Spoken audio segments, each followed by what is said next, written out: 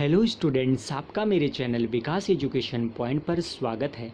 विद्यार्थियों, आज मैं आपको शिक्षा निदेशालय राष्ट्रीय राजधानी क्षेत्र दिल्ली द्वारा दी जाने वाली क्लास 9th के सामाजिक विज्ञान विषय से वर्कशीट या कार्यपत्रक 8 का अध्ययन करेंगे। विद्यार्थियों, यह कार्यपत्रक 24 जुलाई 2021 की है। आइए अध्ययन करते हैं। आज का हमारा उप विषय है इतिहास की समझ, भाग 3। प्रिय विद्यार्थियों, प्यारे बच्चों, आपके परिवार, आस पड़ोस से लेकर पूरे विश्व में जो भी घटनाएं आज हो रही हैं, उन सभी का कारण भूतकाल या इतिहास में ही छिपा है और इन्हीं घटनाओं के आधार पर भविष्य रचा जाएगा। किसी भी समय होने वाली कोई भी घटना किसी न किसी पहले घटी घटना का परिणाम होती है या भविष्य की घटना का कारण बनती है। इतिहास केवल भूतकाल को जानने के लिए ही नहीं बल्कि भविष्य को संवारने का भी माध्यम है। 17वीं शताब्दी में यूरोपीय व्यापारी भारत आए और धीरे धीरे भारत में व्याप्त राजनीतिक अस्थिरता का लाभ उठाकर राजनीतिक प्रभाव बढ़ाने लगे। मुगल साम्राज्य के विघटन के समय क्षेत्रीय शक्तियों जैसे मराठों, सिखों, जाटों, बंगाल व अवध के नवाबों, रोहेलों का मार्ग प्रशस्त हुआ, जो विदेशी व्यापार करने आए थे, मौका देखकर मालिक बन गए। वर्चस्व की होड़ में अंग्रेज विजेता बनकर उभरे। 200 वर्ष से भी कम समय में अधिकांश भारत पर उनका नियंत्रण हो गया था। किनका? अंग्रेजों का बच्चों। इन विदेशी वर्चस्व को मंगल पांडे, वक्त खान, बेगम हजरत महल, रानी लक्ष्मीबाई, तात्या टोपे जैसे नायकों ने 1857 के विद्रोह द्वारा उखाड़ने का प्रयास किया और जो अंग्रेज़ों द्वारा बड़ी बेरहमी से कुचल दिया गया। इसके बाद ब्रिटिश साम्राज्य में भारत का समावेश कर दिया गया। समस्त भारत पर ब्रिटिश शासन होने से भारत अनायास ही एकता के सूत्र में बंध गया। रेल तथा पाश्चात्य शिक्षा ने इस एकता की नींव को और अधिक ठोस बना दिया।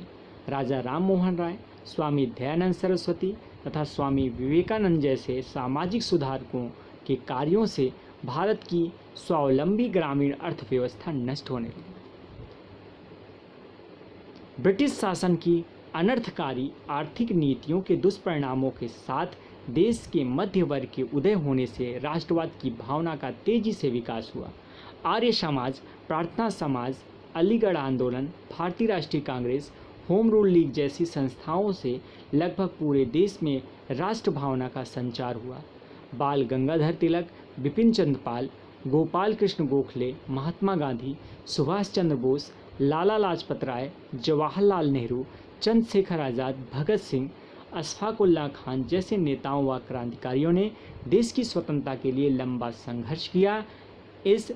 इन सब के संयुक्त प्रयास से हमें वर्ष 1947 में स्वतंत्रता मिली। ठीक है, तो ये है बच्चों, यहाँ पर कुछ चित्र भी दिए गए हैं राजा राम मोहन राय जी के, बाल गंगाधर तिलक जी के और सुभाष चंद्र बोस जी के। ठीक है बच्चों, प्यारे बच्चों, आपने देश के गौरवशाली अतीत को याद करते हुए और पिछली गलतियों की सबक लेते हुए हमें अब अपना वर्तमान बेहतर करना और स्वर्णिम भविष्य की योजना बनानी है ना। इतिहास की यात्रा रोचक। आइए अब इसमें निहित प्रश्नों के उत्तर करते हैं। पहला प्रश्न है बच्चों, हमारे इतिहास हमारे वर्तमान व अतीत को किस प्रकार प्रभावित करता है? तो विश्व में जो भी घटनाएं आज हो रही हैं, उन सभी का कारण भूतकाल या इतिहास में छिपा है और इन्हीं घटनाओं के आधार पर भविष्य रचा जाएगा। इस प्रकार इतिहास हमारे वर्तमान व अतीत को प्रभावित करता है। नेक्स्ट क्वेश्चन है, यूरोप व्यापारी भारत में अपना राजनीतिक प्रभाव जमाने में सफल क्यों हो गए? तो यूरोपीय व्यापारी धीरे धीरे भारत में व्याप्त राजनीतिक अस्थिरता का लाभ उठाकर राजनीतिक प्रभाव बढ़ाने लगे। नेक्स्ट क्वेश्चन है क्वेश्चन नंबर 3, भारत में राष्ट्रीय आंदोलन के उदय के विभिन्न कारणों पर प्रकाश डालिए। तो इसका आंसर लिखेंगे बच्चों, राष्ट्रीय आंदोलन के उदय के प्रमुख कारण आर्थिक शोषण, लॉर्ड लिटन की दमनकारी नीति, एल्बर्ट बिल विवाद, पश्चिमी संस्कृति एवं शिक्षा का प्रभाव, भारतीय समाचार पत्रों का योगदान। इसके अलावा भी बहुत सारे कारण हैं जो कि आप बच्चों लिख सकते हैं। चलिए आगे देखते हैं क्वेश्चन नंबर 4 है, भारत के स्वतंत्रता संग्राम के नायकों के बारे में जानकारी जुटाइए। तो बच्चों हमने कुछ जो है नायकों के नाम व उनके विषय में कुछ जानकारी लिखा है। आप इनके अलावा भी जो है नायकों के नाम, स्वतंत्रता संग्राम सेनानी के नायकों के नाम व उनके बारे में पूरी जानकारी एकत्रित करके लिख सकते हैं। तो मैंने महात्मा गांधी जी और जवाहरलाल नेहरू जी के बारे में लिखा है। तो महात्मा गांधी का पूरा नाम मोहनदास करमचंद गांधी है, जिनका जन्म 2 अक्टूबर 1869 ईस्वी में पोरबंदर में हुआ था। इन्हें बापू के नाम से भी याद किया जाता है। यह 1915 ईस्वी में भारत वापस लौटे और भारत में अंग्रेजों द्वारा हो रहे अत्याचारों को रोकने के लिए सर्वप्रथम सत्याग्रह शुरू किया। इनका निधन 30 जनवरी 1948 ईस्वी को हुआ था।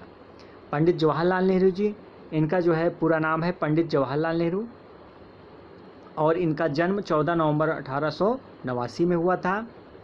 पंडित जवाहरलाल नेहरू का जन्म कहाँ हुआ था? इलाहाबाद के उत्तर प्रदेश में। माता का नाम स्वरूप रानी नेहरू, मोतीलाल नेहरू, और पिता का नाम जो है वो मोतीलाल नेहरू। पत्नी कमला नेहरू थी, जो कि 1916 इनकी पत्नी कमला नेहरू थी। इनके बच्चे जो हैं वो इंदिरा गांधी। पंडित जवाहरलाल नेहरू का मृत्यु 27 मई 1964 ईस्वी में नई दिल्ली में हुई थी। तो इस प्रकार से और भी महापुरुषों के नाम लिख सकते हैं आप, उनके बारे में जानकारी एकत्रित करके लिख सकते हैं।